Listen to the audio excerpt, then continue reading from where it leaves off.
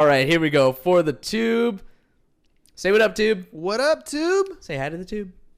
Hi, tube. Hi, YouTube. All right. And last, but certainly not least, y'all ready to do it? Born ready, son. Y'all ready for this? Sorry. I don't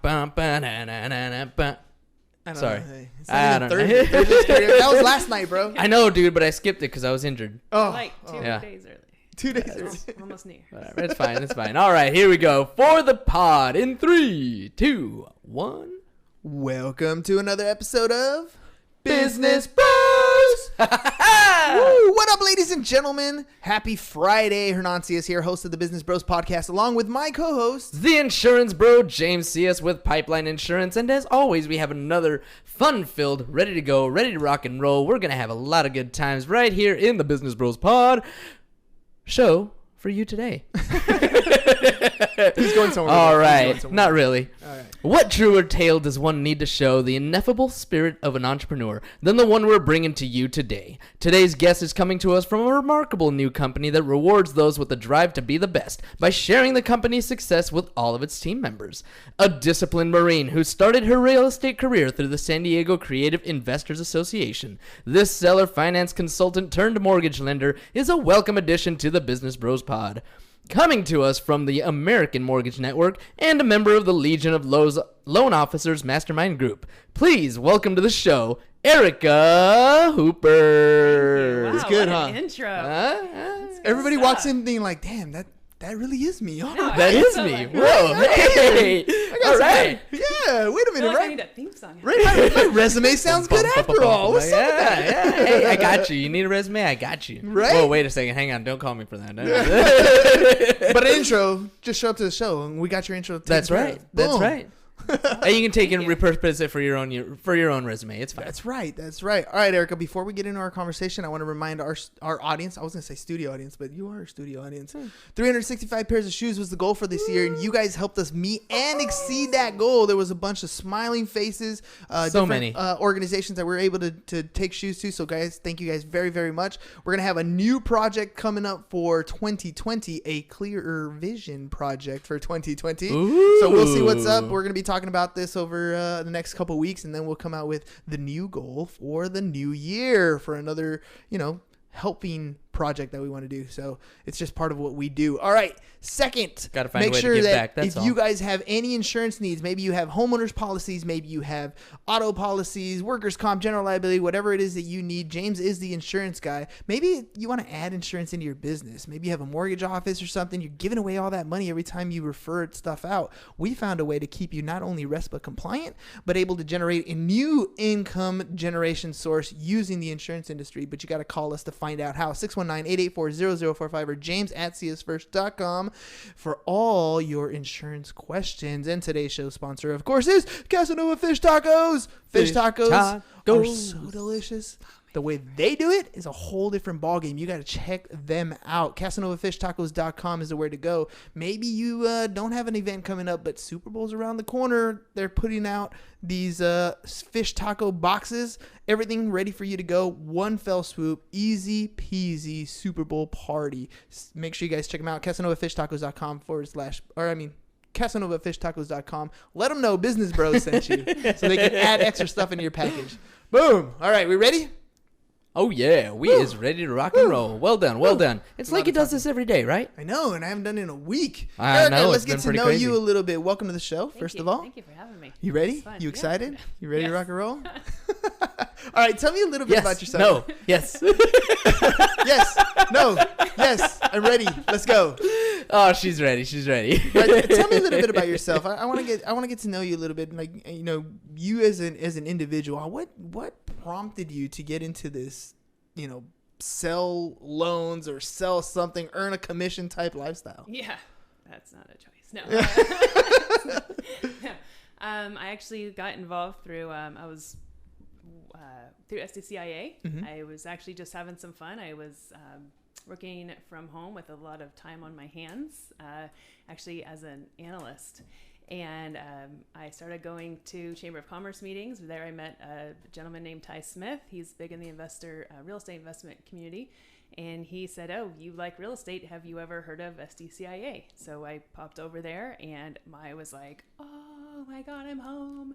Like it was anyone who is anyone about real estate investing was there, from bird doggers, wholesalers, kind of the same thing, but, flippers, from cleaners, lenders. I mean, literally everybody was there, and they had great speakers every week, and it was just fun. So you've always wanted to do like the real estate game, or? I don't think so. I've always enjoyed it. My dad has purchased and held properties for, years. So on the weekends we were looking at all the homes, track homes, things like that. So I kind of grew up every weekend driving, looking through houses. So it's probably in my blood. But it was never really a career choice. Oh, so it wasn't the thing that you wanted. What did you want to do? Like, if I can go back to, like, I don't know, 10-year-old, maybe 15-year-old Erica, and I said, what do you want to do when you grow up? What was the thing that you were driving for? Veterinarian. Veterinarian? Yeah. Really? Yeah. Do you have animals right now? I do. How many? I have a puppy, a 5-month-old puppy. Yeah, and you've had animals like pretty much your whole life? Whole life, yeah. Man, It's like a vet. big part of my life. So what is it that like changes you? Like you, in other words, like you have this ambition, this goal that you want to get into. You want to become a veterinarian, which means you got to go to college, you got to go to school, Right. pretty much your medical degree, but for animals, right? Yeah. And what happened? Like why did that change? Yeah, so life happened. I was going to school, working 2 jobs, partying, because we talked about growing up in a sheltered life, so I was pretty sheltered. And then I was an adult, and I'm like, oh, I can party now and have fun. And yeah, I did. Wait a minute, a world exists, and I'm living it. Yeah, so it ended up being a lot. And my then stepbrother just got out of the Navy and came home and said, hey, I want to go back in the Coast Guard. Come with me. And I'm like, yeah, I'm done. Let's go. Like, let's go have an adventure. So I went and talked to the recruiter and didn't like where there was to be stationed. So the Marine Corps recruiter was right next door, and I happened to do ROTC, Marine Corps ROTC in high school. So I went there and just said, sign me. My mind was made up. I just went through a bad breakup. Like, all my stuff was in storage. I was living with my mom, and I was like, let's go. Holy moly. Don't even go there. Oh, I was going to go there, dude. I was going to go there. I want to know. And that's like a question you need to ask. Like when people get to boot camp, why are you here? Was it a girl? Was it a guy? Like, what is it that got you there? I would say there's a good like 40% of us that are there because we got our hearts broken. Damn. Really? That's him Yeah. too. I've That's never heard exactly that. his story. No? That's so crazy. Oh, man. I mean, it's like everybody either has gotten their hearts broken or like while they're in boot camp, like there was all kinds of Dear John letters floating around. Oh, yeah. Oh, yeah. But it was really cool because the experience, because I didn't go there with any expectation. I didn't go, oh, I'm going to be the best Marine. I just surrendered to the experience. Like, I don't know what I'm getting myself into. I did no research for this. Let's just go. So would you say it was the breakup that kind of killed the veterinarian dream, or did it just No. kind of put like when you went in the military, was that like a pause button? No, I was still in college. And I was just, like I said, I was going to school. I was working. I was partying. I was just like, oh my God, I'm not going to make it, And I was just depressed after the breakup. And then he came home and was like, hey, adventure. And I'm like, I'm in. Let's go. So he ended up not going back in. He actually went to be a sheriff, of all things. Like, you lied to me, bro. He Like, you said you were be a gonna cop. re-enlist here and do Coast Guard. No, it's fine. He went in his own life, but he ended up and it was a blast. It just told us under the experience. It was amazing. How many years? I only did 6. I got out second enlistment for an injury. Oh, okay, Yeah. okay. So you get out, you decide not to go to vet school, like Right. So at the time, I was getting married to my ex, and we were stationed. He was stationed in Yuma, Arizona. So there's not exactly a school for that there, and online school was barely a thing. And then we got stationed in North Carolina, which still no vet school. I tried it; would have been, I don't know, an hour away. Got pregnant right away, had my kid, and such boom, is life. So such is life. yeah. So you decided to venture off into this mortgage thing, right? So you kind of didn't let life kind of just happen. You didn't end up going the veterinarian route. What is it that like you feel like you wanted to achieve? Like if you can look back now, let's fast forward, right? You're 102 laying on the deathbed or at your funeral, right? Like what is it that Erica wants to achieve? And I've looked at that so much, and I'm someone that has to create something, right? So anything I do, it's this whole like project, and it's my baby, and I have to grow it, and I have to, I'm not someone who's satisfied with just doing the status quo, having an 8 to 5. That's not it for me. Like, if I can have other people and grow other people, man, even better. Like if I can give them success or share with their successes, that's kind of where it's at. But everything I do, it's like a system. It's everything. Does that make sense? Yeah. But well, I mean, so mortgage. looking back, I don't know. Maybe just finally looking back and going, I built that, you know, I finished that. You have something that stands there, some legacy thing that you've been able to build. Is it? Are you thinking more like? Because I wonder about this. Is it something that's like physically tangible, like or like a thing, like I've constructed this wall type thing, or is it something like I've developed the system in place and many people are using this thing? Yeah, and it doesn't have to be that. Like if I built it up and then said, okay, I'm done, knock it all down, I'd be okay with that. But I did it. But I did it. Yeah, just like the Marine Corps. Like I did it. You know? Yeah, awesome. yeah. I did a great job. I did my all. I was successful. Crumpled it. Okay, let's go to the next thing. So what do you think is like the thing that prevents you from getting to that point every single day? Like what do you think? I mean, everybody has hurdles, right? Everybody has something inside of them that's stopping them. What do you think is yours? If you can identify That's something. stopping me? Yeah. I'll give you an example. So I had this conversation with my brother-in-law yesterday, right? And he's like, dude, I need to start getting myself healthier. I need to start, going to the gym and doing that sort of thing, right? And I'm telling him, and he's like, what advice do you give me? I'm like, dude, at some point you got to decide that you value that life more than the life that you value right now. Like, what are the benefits to you right now for being in the condition you're in? Like, there's no benefits. I'm like, there is though. Like, you get to be lazy. You get to not go to the gym. You get to eat what you want. Like, you're just not willing to admit that is what you like about it. Correct. So, like, what do you think stops you from achieving your goals? Like, every day, there's 24 hours in a day, and yet you didn't do what you wanted to do. Mm-hmm. What do you think is that stopping? Yeah, I think that's with anything. I mean, I follow a spiritual life, too, and it's the same thing. It's like you got to give up one life for the other. You got to give up this for that. And really, it's just getting in your own way. You have to make it more important than anything else. More important than the 3 Netflix episodes you're going to watch. More important than going out with your friends. More important that you've got to make it more important than, perusing on Facebook or whatever it is. It has to be more important than that. That's hard to, like, actually do. Yeah, it's a habit. Yeah, it's definitely a habit. It's definitely a habit. Just like going to the gym. Like some people like it, right? But a lot of people don't. Some people do. But okay, so you set out on this venture, right? So you set out to try to build this thing that you wanted to achieve, right? So you ended up taking the mortgage route.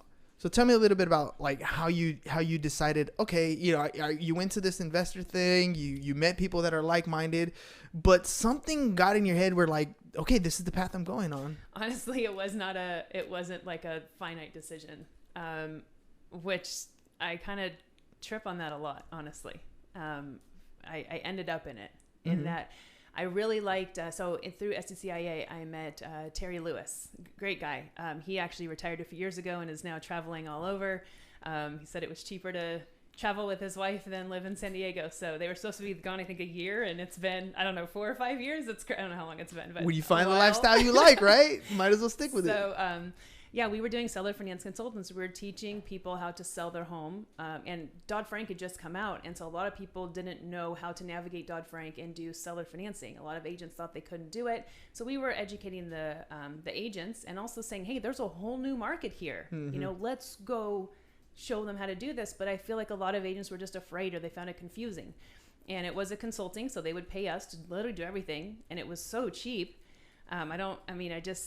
I think a lot of agents just felt like it was too confusing, too much. Yeah. So, and I think the way he did it was a little differently than I would have approached it. But anyways, that's just kind of how we did it. So I tried to revive it once later on my own, and it just wasn't happening. But anyway, so the reason how I got into mortgages was, he was like, hey, come join us. There was only 3 of us at the time trying to take this business off. And he's like, come be the face, come talk. And I'm like, yes, all day, I'll do it. And he's like, well, eventually you're going to have to get your mortgage license because we're writing notes. And I'm like, awesome, done. So I went and got my mortgage license. And then life happened. I ended up back at home to finish one of my degrees. And so I ended up just walking to a mortgage company and said, hey, can I just be a front desk person? Like, I just need a job, just while I finish school. And he goes, oh, why don't you come be a loan officer? You have your license. And I'm like, yeah, I guess, yeah, I do. And so I was thrown into it with no training or anything. And I had no idea that it was like commission, that it was sales. But you were like deer in the headlights. Yeah. But that's not necessarily a bad thing. That means you didn't come in with any bad habits. You were like, I don't know anything. Teach me, show me the ways, Obi-Wan, right? Yeah. And I actually had a great guy. I feel like I want to give shout outs to all these people who helped me along the way. But Gary Prudler with, I I just read the name of your company. California Capital. And no, I'm laughing. I forgot his name too. Anyways, yeah, they just took me in and taught me. But then I had to come back to San Diego. This is my home. So this is in Sacramento. So I came back to San Diego, and I tried the hard way. I hit the pavement. I tried to learn the relationship with the agents, and I had no idea what I was doing. I failed for months. And then ended up moving back up to Sacramento, or actually to Tahoe area. So I have a history of there when I was growing up. So I moved there, jumped on with Crest Mortgage, and it was like a refi shop. We called leads. Then I learned about leads, how important they were. Man, I never turned so many loans. Like, we just jumped on the phones, we called old leads, and we just sold mortgages all day. So tell me, like, what was that? Okay, so was it that you had leads and you learned how to work the leads? That difference between when you were here and constantly failing, or like what was the biggest difference? Yeah, I had no idea that you could just buy leads and call them and sell. And so their whole shop was set up like that. They're like, hey, just sit down, plug in, sell mortgages. We'll buy all the leads. We'll put them in the dialer. You just sell. Here's the script. Go. And that made all the difference. Because now when I came back down here to San Diego. They actually closed their shop in Tahoe, moved to Arizona. So they're running their shop out of Arizona now. They're doing great. So when I came here, I'm like, hey, agents, it's about the leads. This is how you do it. Yeah. Forget door knocking. Forget all that. Like, leads. It's all about leads.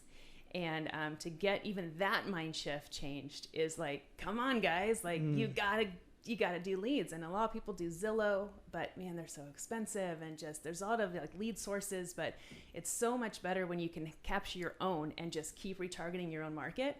So that's really my passion right now. Like, that's what I'm doing, is trying to get agents to get their own like lead bubble and then just work that bubble. Yeah, that's the nice epiphany you came up with. It's all about the leads. It's all about the leads. But in a world where we can generate leads pretty quickly, I think it's more than just the leads, right? Like, the lead is the very first part, but you talked a little bit about, what to say when you're on the phone with them. You know how to, get them from being a lead to being a client to closing. And that's a huge steps. Right. Those are big steps. I think a lot of places, especially when they become an agent, they don't realize how much actual sales it is, And so I started doing sales classes for agents. Like, hey, here's how to talk. Here's what to say. Here's how to walk them through. Here's a CRM. Here's how people call them once. They think, oh, never mind, that's not a good lead. Like, no, it takes 5 or 6 points of contact to actually have a sale. So minimum. Yeah, minimum. So I think it's one of those. This is one of those cool stories. So you started off very insecure about who you were going to be and what you were going to get into. You told us a little bit about your story over with the investor group, and kind of just walking in, or maybe give me a job at the front desk. To now, like, look at you now. Like, now you're like, hey, realtors, let me show you how to do this. Let me train you. Let me help build your system. Let me help put you in a position where you can close more deals. That's a big transformation. It's a big deal. And then when signing on with American Mortgage Network and Katon and the crew, man, they set everything up so that we can help them better. So we do like all their social media stuff. We've got the green room for them. If they want to do all their ads, whatever, we can brand it. Like, we set it up because it's a lot of that mastermind group, the Legion of Loan Officers, which is where I met everybody. They taught us, that's where I learned how to do all this. And so they said, hey, we're setting up our mortgage shop to help the agent. So we are so agent focused. That is a completely different model. They did a great job. I've met a couple lenders in my day, and it was over the, hey, you want to grab a cup of coffee mentality, right? And it was just that initial connection, and it worked because I would meet with them and I would build a relationship with them and, send over some business here and there. And it was cool for when it was. But today's, I feel like the game is so different. In back then there was very little connection to like a social media. Social was interaction. It was people. It was, hi, how's it going? Right? Nice to meet you. But today the interaction is completely different. Now, if you want to be my friend, what are you doing to scratch my back? Right? Like, what can you do to help me succeed? Which, especially with recipe, you gotta be really careful. Right. So there's a lot of that, like, people are afraid to either. Well, it's a step too far, right? Yeah. Because you're right. RESPA has a lot of different compliance issues where, I can't literally pay you for my lead, right? That's against the rules. but how can I provide you the support that you need? Like, what is my extent or what is my level? And whatever that is, I got you 100%. Yeah. Well, and that's what I like that we offer, because there's no RESA violations. One, I'm teaching you sales. That has value, but non-monetary value. I'm helping you convert these leads with you. Like, I'm running them through my system too. We're working them as a team. Yes. And yeah, there's no, anyway. You're not worried about that, that sort of issue. No, Man, kind of got off topic there. That's a good, that's a great origin story for you, by the way. I mean, that's one way where we can look back and be like, Erica was a party animal trying to help animals, and now you're like a beast. Oh Now you're a beast helping realtors become beasts of their own. Spitting words. That's how it works. That's how it works. That's what I do, right? You should see him rap. You should see him rap. No, dude, I mean, but that's kind of cool. So, okay, so this is where you are today, right? Right. What is it that you want to go going forward? Because I mean, we talked a little bit about, you know, where, you know, at your eulogy, what's going to look like, right? What you want to build. You've built something really nice here. So what's the next step for you? What do you think your future holds? I don't know. Like, I get a little overwhelmed. I'm someone who does get overwhelmed when I'm still putting pieces together and I'm trying to picture the focused castle, on the moment, right? You know, yeah. So I try not to. I really just want to get to this next step. Like I said, I'm just now launching like the actual sales training, because I realized like how much sales training that Crest Mortgage gave to me and how much I have to offer. And then even I did some other call style training before. So I've got so much sales training. I've done so much on my own too, and like, I'm just hoarding all that. Like, give that to agents to make, and it only makes me better, because then we're referring business, of course. Well, let's talk about people, because, you know, it's the best thing to do is talk about people behind their back. No, I'm just playing. What do you think are some of the biggest struggles that you see with realtors? I interview realtors all the time. I get one perspective. You're talking to them on a sales front, you know, on trying to get them to convert type things. What kind of hiccups do you think that you see often, like are common mistakes that you see realtors making?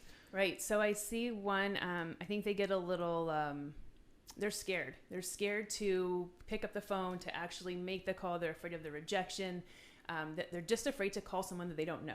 This is on a big level. Yeah. Like, there are some who, and the agents that were successful, I'm like, what are you doing? Like, I'm calling leads. I'm on the phone. I'm like, yes, you, all day long. But it's like, you can't teach that. They are so afraid to just jump on the phone and call a stranger. And so that is number one. They're afraid to go out or change the way they're doing things. That should really be it. They're afraid to move to leads from, say, referral based. You know, they want their friends and family to give them, or I'll call them and I say, hey, here's what we're doing. And they're like, they want me to get the lead, convert the lead, everything, and then bring them a buyer, you know. Done. Ready to go. Yeah, ready to go. I'm like, oh, wouldn't that be nice? Can you give me a commission check, please? I know, I would love I know. Like, wish me, oh, I was so lucky. Like, no, you have to put in some work too with me. You know, like, I'm working it, but you have to do it too. So I just feel like it's hard to show them the value in it, you know, if they're not right there doing it. Yeah, 100%. So we want, let's work through it though. We want to get the agent to be a producing agent, right? We want them to be working their circle of influence and growing their circle of influence. That's the overarching goal, right? What do you feel are your roadblocks right now? Like, what are the things that are maybe stopping you from getting an agent to come into the training, or stopping you from, you know, meeting these particular agents? So this is so funny. I was actually called, I was looking for a rental recently. And so a company called me and said, hey, have you thought about purchasing rather than renting? I don't know how they got my name off some lead list, you know. Awesome. Good. You're on the phones. You're who I want to talk to. Yep. It was like the new guy at some, you know, team. And I said, hey, have you, you know, clearly, you know, leads, like, you know, kind of give him my little pitch. Here's what I do. And he goes, oh, well, we already have a lender we work with. I'm like, all right, well, let's add a few more, you know. And then he was like, well, you know, and I said, well, what does your lender do for you? And he's like, well, he comes door knocking with me and he hangs out with me at open houses. I'm like, so he hangs out with you while you do your job? Like, okay. You're looking for a friend? Or yeah, looking for right. But it's just that mentality of like, this is how we do it. My team has our lender. And so we already have this relationship established, which cool. That's great. But you can have more, and you should have more. Speaking of Russia, I think you should have 2 or 3, you know, and then let us fight for the customer, like, because then the customer's only, because we're gonna start bidding each other out, you know, start making it sweeter for the customer to choose us. So I think just getting out of the mindset of it's, you know, I'm loyal to one person. Start giving a few. Start opening up a little bit to what's new out there. Start opening up to, instead of door knocking, man, spend an hour calling a few leads. Instead of, I don't know, boosting a post, like, hey, let's make an ad for that house. Let's actually get some leads for an open house before it even hits the MLS. And then, your seller is just like, oh my gosh, you already have 50 people who looked at my house and it's not even on the MLS yet. Like, oh, you're a stellar, like, hey, we can do those things for you. Let's open up a little bit. That's true. I like that.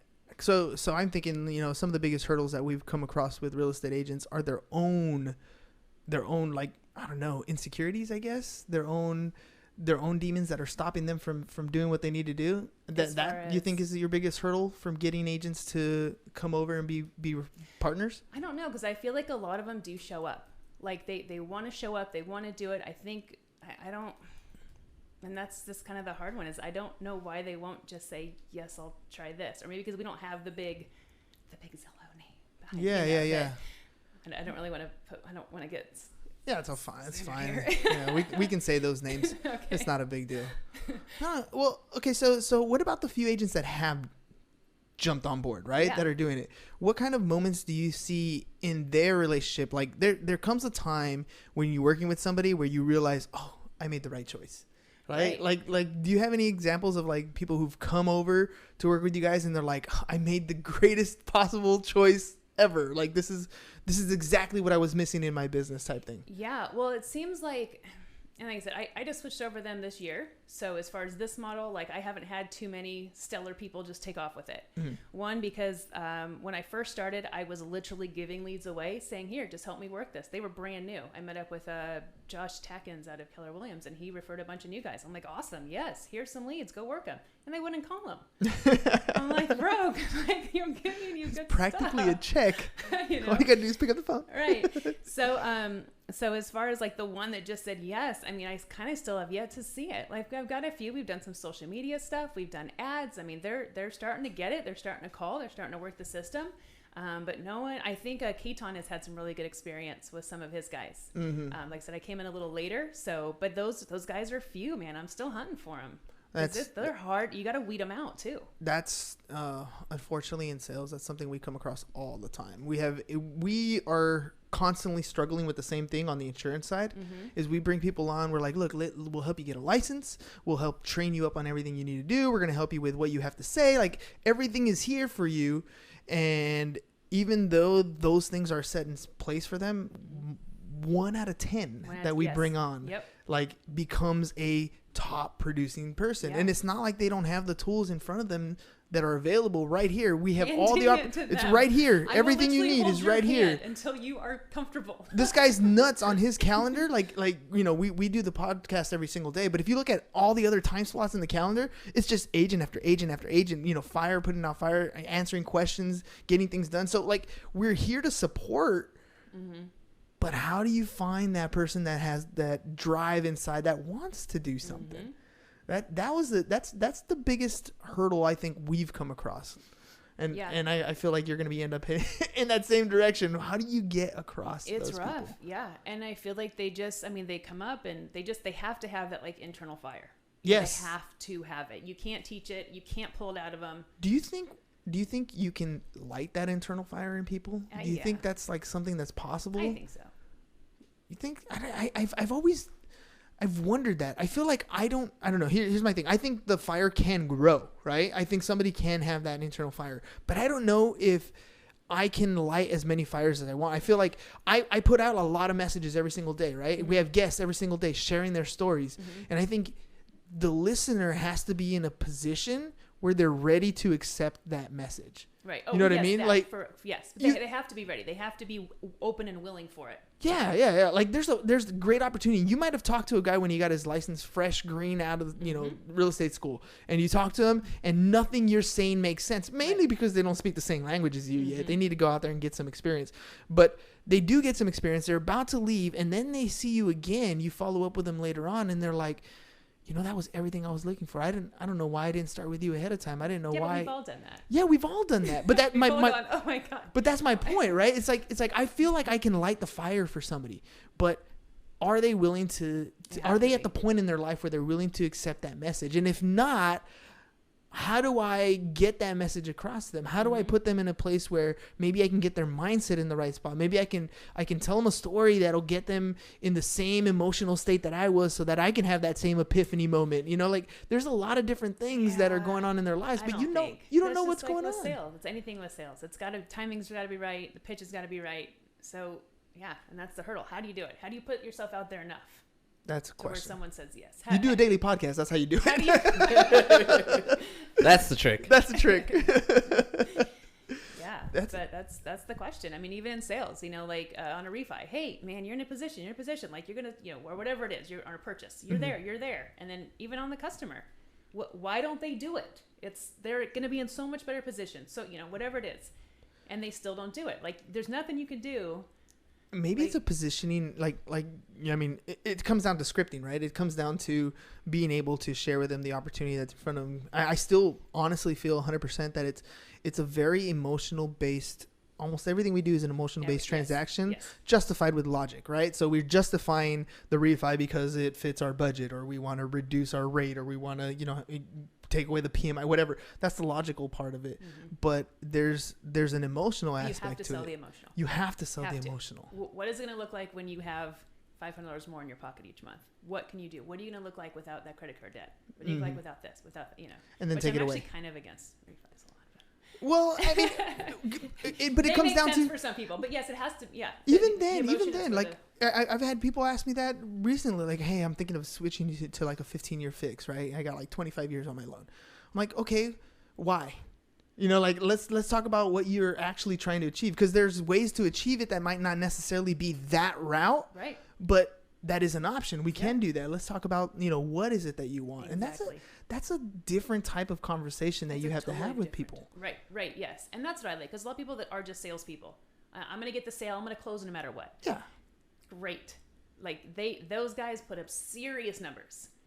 I was an analyst. Like numbers have to talk to me. Like it's got to make sense. You know, that's just on the actual, the mortgage side, right? Like I will crunch numbers for someone all day long, you know, but yeah, when it comes to like joining with, you know, with our team, or like with, you know, with actually saying yes to like doing the whole, you know, the whole lead thing together, the whole social media piece, everything we have to offer, when it comes down to just, yes, I want to do this, and consistently, like you got to show up. You can't just do it for a month and then stop. Yeah. You know, you've got to do it consistently for, you know, 6 to 8 months.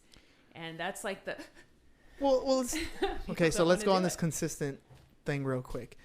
It is the holidays. Right. I've taken this whole week off. I didn't go to the gym early in the morning this whole week. I've slept in, and I even wake up and I feel bad about sleeping in. I'm like, are you serious? Did I just waste most of my morning? Yes. Right. But aside from that, I've been consistent pretty much all day, all year.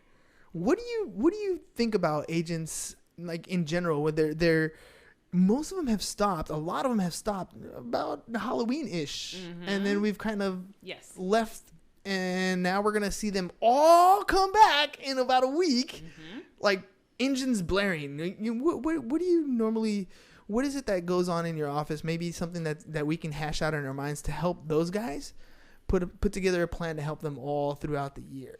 Yeah, so it's actually cool. I actually have a friend of mine walked me through this, and it's actually a Buddhist meditation, but it breaks down that main goal, and it's really cool. Like I'm actually holding a meetup. I think I'm going to do on the 7th. I should have had that. I'll post it somewhere. Come back to me. We'll post it in the thread. So don't worry. But so it actually takes your goal throughout the 1 year, 5 year, even 10 years out. And then you walk it backwards, and so you can see actionable goals, right? So every day, every week, this is what I have to do. And I think why people drop off is because they don't see it right away. Or it's just like, you're going to the gym. We're talking about going to the gym earlier. So when you're going to the gym, oh, you don't lose a pound this week. Oh, I'm a failure. I fell off. Oh, I didn't have a sale this month. Oh, I fell off. Like, no, that's when you push harder. That's not when you stop. That's 100% true. But it's hard. It's hard to push harder. It is definitely difficult. You have to have someone there when you're like, man, I feel like I'm going to give up. They have to be like, don't you dare. Like, or hey, look at all the good that happened. Look at how much you did. Even if it's setting up an email campaign, that's progress. You did that. Yeah. Or whatever it is, have someone show you, but then you also have to have that, okay, you haven't made a sale in 4 months. What's up, bro? Yeah, that's a huge Huge part. Like, I mean, we talk about, like, one of the things I've written up on my board, I have stories, right? One of the things that I want to help people understand is that you can't do things alone.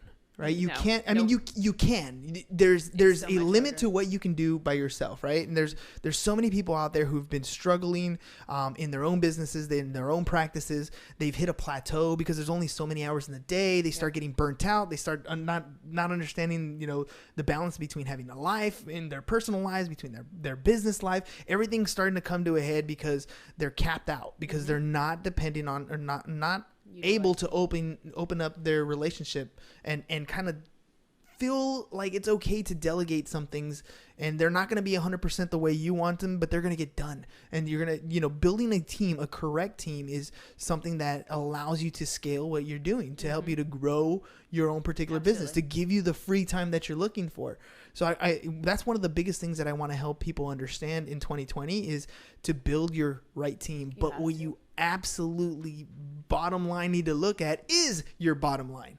Like, there's a lot of people who build massive real estate teams and they close a lot of transactions and get a lot of awards, but you look at their net and it's not so pretty. Right. And so, when you have, in my opinion, when you have a lender who's offering you additional services to help generate you leads, that's something that you can add to your arsenal. Now you have your vehicle is whatever it is in your real estate game. That's your real estate vehicle. You need to put people in the right seats on your bus. Exactly. To help you achieve the goals that you want to achieve. Whether it's, maybe you do bring on a transaction coordinator, that's going to help with your transaction. But guess what? If you're not actually having a transaction for them to operate, that's not the correct person to bring on. Will set that whole thing up. Oh, I need this, I need that, I need that. And it's just another procrastination technique. Yes. Oh, I need more education. I need more of this. I'm not ready. I don't have my business cards. Man, show up. Write your number on someone else's card. Who cares? Yeah. Just show up and just keep showing up. Earn while you learn. Yeah. Right? You're going to fall down. You're going to make the mistakes. You're going to. It's going to happen. I fell down for how many? I failed so hard. I failed more than once. Yes. More than twice. I failed. Share with me one of your biggest failures, so that people understand, like, you're not at the top. You might be doing well now, but you weren't always at the top. What was one of those big failures where you maybe even considered walking away? Yeah. Well, actually, one of the I don't even want. So I'm gonna go back to the first one. At the first time when I was like, and I remember I asked a friend. I said, because I just kept doing it and I just wasn't getting anywhere. Like, I was going to all the broker caravans and all the meetings and doing everything I knew to do. And, I asked a friend, I said, when is it hopeful and when is it delusional that this is actually going to be a thing, but out of that, and I was like, man, I should just give up. I should just go get a regular job. Like, what am I doing? But out of that, I called someone who I knew through Seller Finance Consultants. He was one of our one of our attorneys for everything that, made sure we were all compliant. And I said, hey man, like, do you have any, extra work, whatever? And he was like, yes, I need some forensic MLO work. And so we actually did this whole other thing. And I learned a ton about a whole other section of real estate, which was just phenomenal for me. And so I earned some money doing that. And it was just as it came. So it wasn't like very regular, but it was just really cool. So I think that even if you feel like you're failing, man, maybe just take a little side avenue. There's something that you did there that I think is subtle that people kind of miss. You correct me if I'm wrong, but you explained, and you were in a situation where you were like, I need help. Mm-hmm. Like, I need help. Help me develop my business. Help me. But what you did was not a help me approach. It was a, hey, what can I do to help you? Mm-hmm. And that was a whole different question. Like, that to me, a lot of people don't ever get past the me, the take mentality. You said, okay, I need to get better at this. And you reached out to somebody that you knew was in an industry that you're trying to get into. And you said, what can I do to help you? That wasn't a mortgage, right? No. That was something completely different. Totally different. But so much fun too. But you offered your help to somebody. They got the help that they needed. And as a result, you ended up learning so much. Yeah. Well, good going on. I'm not so noble. I didn't approach it like that. I did say, do you have any work for me? Yeah. I wanted to earn it. And I knew this guy he's just so brilliant in his field too. And so, I end up, when you're struggling and you're in pure survival mode, I mean, it's hard to go, what else can I give you? Yeah. You're scrounging for anything you can. you're like, oh, I can't help you. I'm trying to get my stuff together. Maybe when I've made it. But you know what, So though? it is a I have hard mindset. 17-year-old kids that they haven't been doing well in high school. They're the ones who end up taking my financial algebra course, right? Okay. They're the struggling ones. And this is the conversation I have with them all the time. I'm like, you should right now. You need 30 hours of community service to graduate high school. Why are you wasting your time doing beach cleanups? Why don't you, if you want to be, this rapper, why aren't you volunteering at a studio Being an and intern. giving your time Even just if you're picking up tacos or at the radio station, getting their coffee? I don't care Yeah. what it is you're doing, but get into that industry. Mm-hmm. Like, dedicate your time to whatever it is you want to do, because you don't know what doors are going to open there. Yeah. And you don't, or you want to go work. Why are you getting a job at Chipotle? Why aren't you going and doing the time that you want to in a position that you want to be in? You say you want to be a veterinarian. Why don't you go volunteer your time at the hospital and decide if this is really something you want to do before you go and spend 8 years at college getting a degree that you're just going to walk away from? Like, you should be a lot of people do. Hit home a little bit. Yeah. Oops, hit you a little deep there. But like, why are you not taking the time to do what it is you say you want to do? And I think a lot of that has to do with, we start worrying about what other people think about us, like whether it's mom and dad and there's the pressure. I have to get a job right now. Let me get the easiest job, the job right now, the job that my friends are getting, instead of thinking outside the box. But you're not gonna be happy. No. I mean, if you would have quit and got a 9 to 5, you think you would have been happy? The flexibility, you would have paid your bills, right? Yeah, no, I But wouldn't. But would you be? Would you be smiling every day? Would you love to get up to go to work? Don't get me wrong, I'm not smiling every day. Let's just put it out there. It is hard as hell. There's some days I'm like, what am I doing? Like, I want to go work at Chipotle. Feel that. Like, what have I done? Well, But, I think it means it's you're worth it. you're on the right track. Yeah. Like it to me, that's like you've loaded up your plate with things and you have problems to solve, and you're trying to decide which one you're going to solve first. That's But- the fun, though. That right? It's- Well, not when they're all piled up on your plate. No, it can get way overwhelming. It can. But that's when, hey guys, hire a VA. Seriously, like Upwork, anywhere you can get cheap work, man. Your 17-year-old kid, whatever. If you got a new agent or something, man, put those guys to work. Like, don't think you have to do it all yourself. That's what you're saying, the Yeah, teamwork that's- thing. But man, delegate the small stuff. Replying to emails, delegate it, man. Doing initial scheduling calls, delegate it. You don't need to do that. Like, your time is worth so much more valuable doing what you do. Says the person who wears 3 hats. Yeah, that's true. But the reason why you end up doing that, and I think a lot of people do, is because they don't know what that one thing is. Right. Yeah. They've got to get super focused. Yes. And that's the thing I like about the class I'm doing for 2020 is just that. It helps you see what your thing is. So The it's one thing. The one thing. Do Figure one out thing and your do it one well, thing right? that you're good at and delegate the rest. And that's, and honestly, in our insurance agency, we're at that point. Like, you can't tell, but like, he might be losing his hair over there. Like, he's going crazy with like No all the way. responsibility. No way. All the responsibility going on and all the systems that he's putting in place. And we're at that point where we're like, okay, this system is ready.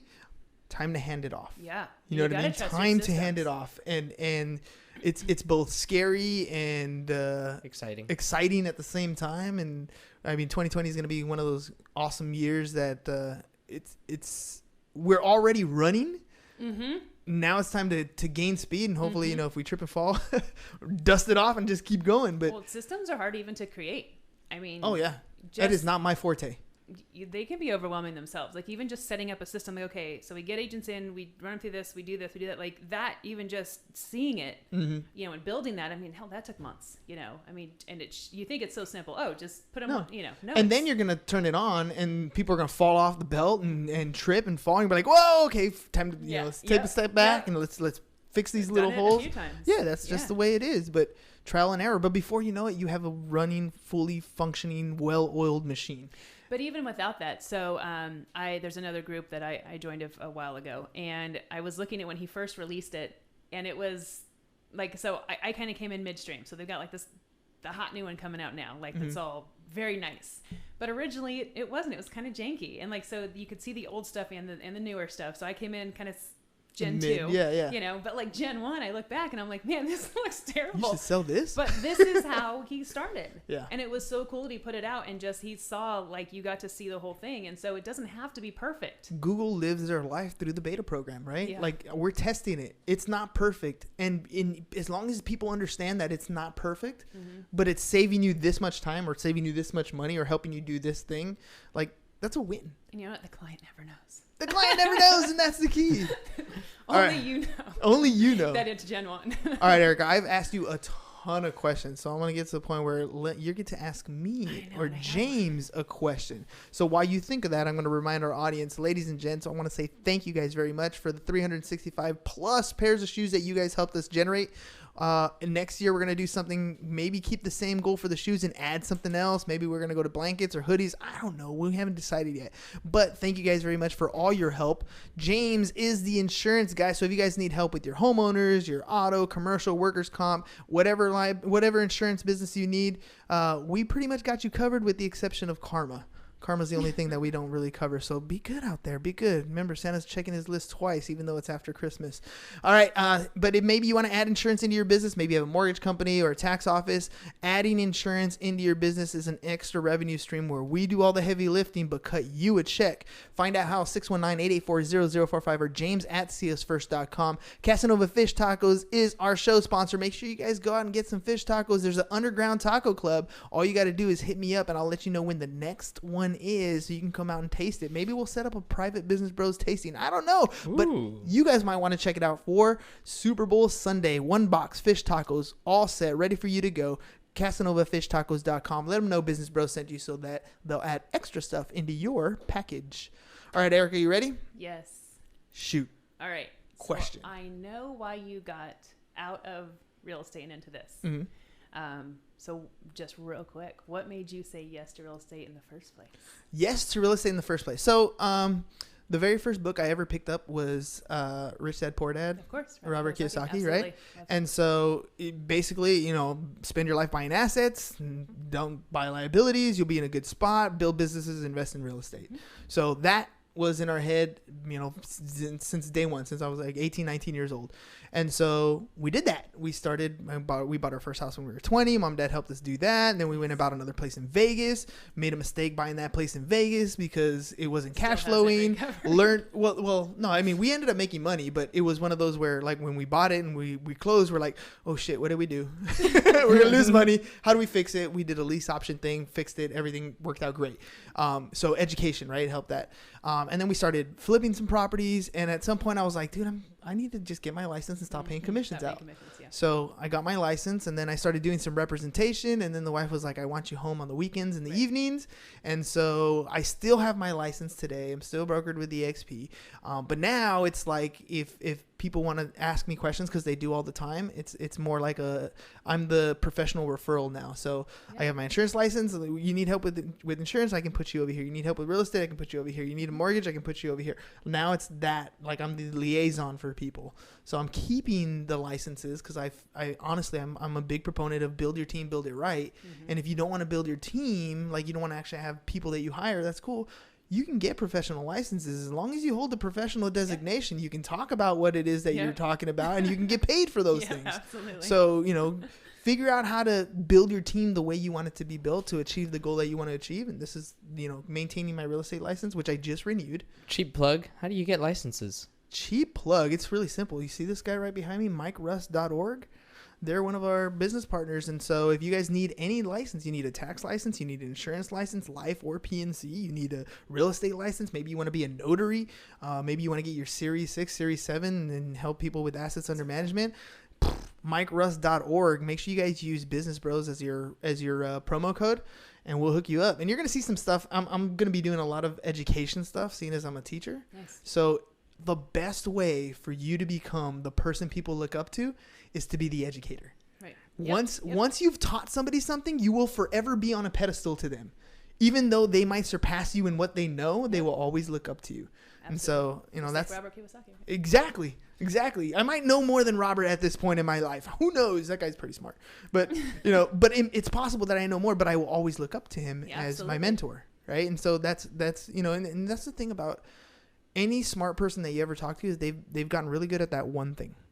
And they become your mentor for that one thing. Yep. And so make sure that you always come back and you go back to your roots and fundamentals for that one thing, but it'll get you to where you want to go.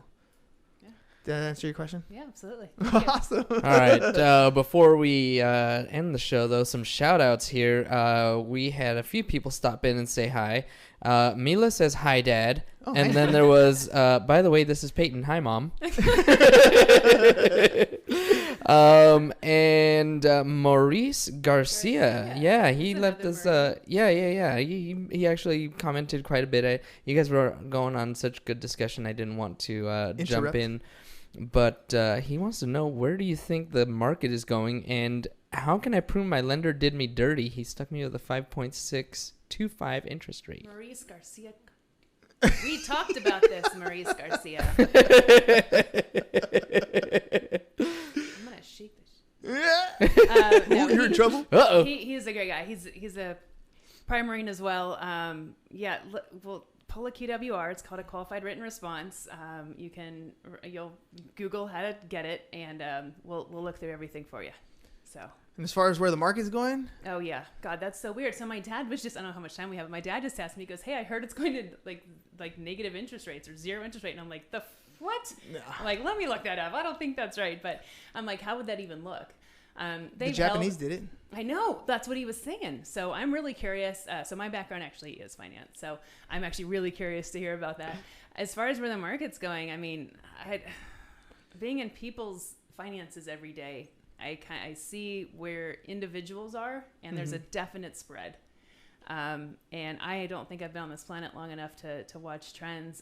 Go to SDCIA. There's a guy, I'll post it, I'll find it.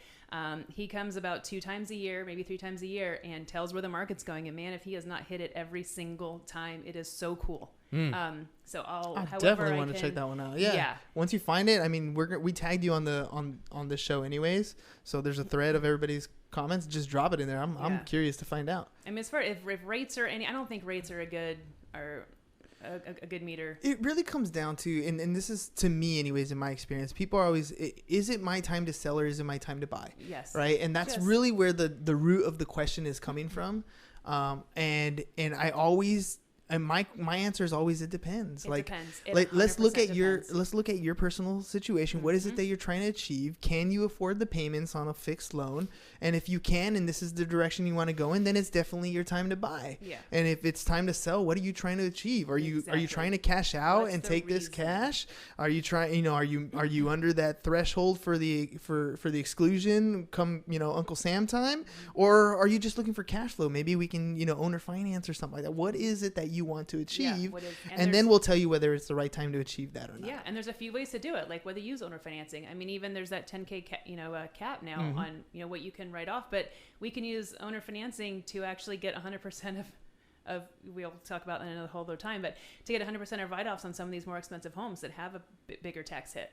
Yeah. For property taxes. Yeah. I mean, it can get super creative, and I love that you have super creative. But the question comes down to, what is it that you want to achieve? Yeah. So it What's depends. The reason? What's the reason? reason? It's just because so-and-so's house sold for X amount, and then the realtor's like, oh, it's time to sell. They're always going to tell you it's time to sell. Or I'm always going to say it's time to buy. Oh, we're always going to say that. We're supposed to. But yeah, there's a bigger picture. And what's right for one person isn't always right for another. So yeah, you got to weigh everything. I love that answer, by the way. It depends. It depends. It's always my answer for a lot of things. And I don't know if people like it all the time, but I'm like, dude, I got to know more. It's not a black and white answer. It's not. I wish I could tell you. And it's not just about rate this or price this. It's way more involved. There's a lot more.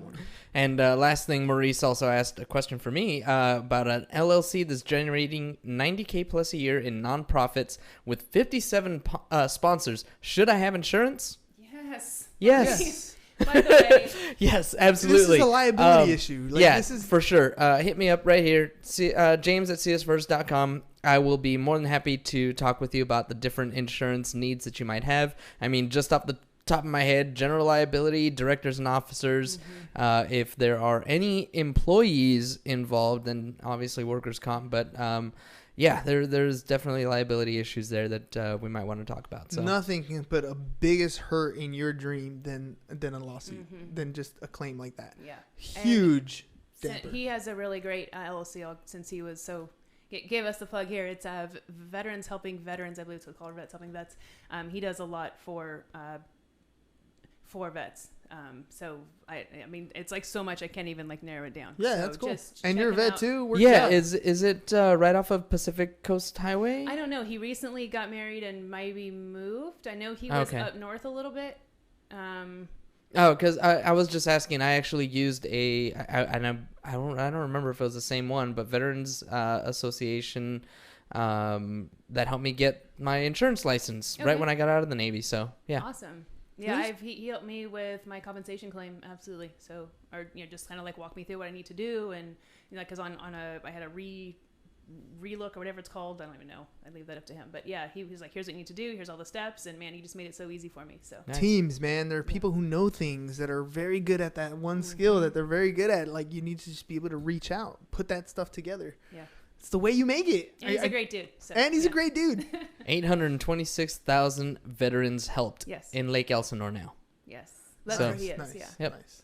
Maurice, thank you so much, man. Appreciate you, but definitely hit me up. We'll talk more about your insurance needs. Yes. Oh my All right, Erica, I want you to look at this camera. Tell people how to get a hold of you. I got it. So, do we have my Instagram handle? Because I'm terrible at Instagram. Yes, it is Erica L. It is. All right. Instagram, Erica L. Hooper. Facebook, I have both a business and a personal. Just search Erica Hooper.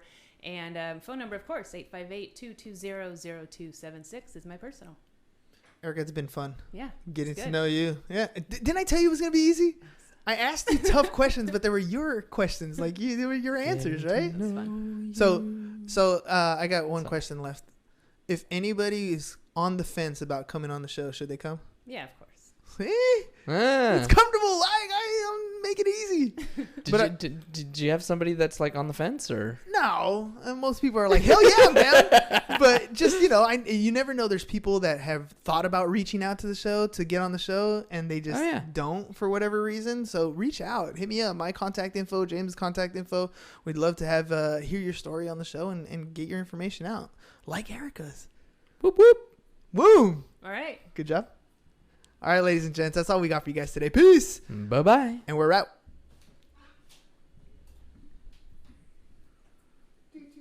Alright, one second. See, we can do Here a we whole thing on go. just creative There we go. Alright, goodbye. Creative what? Goodbye.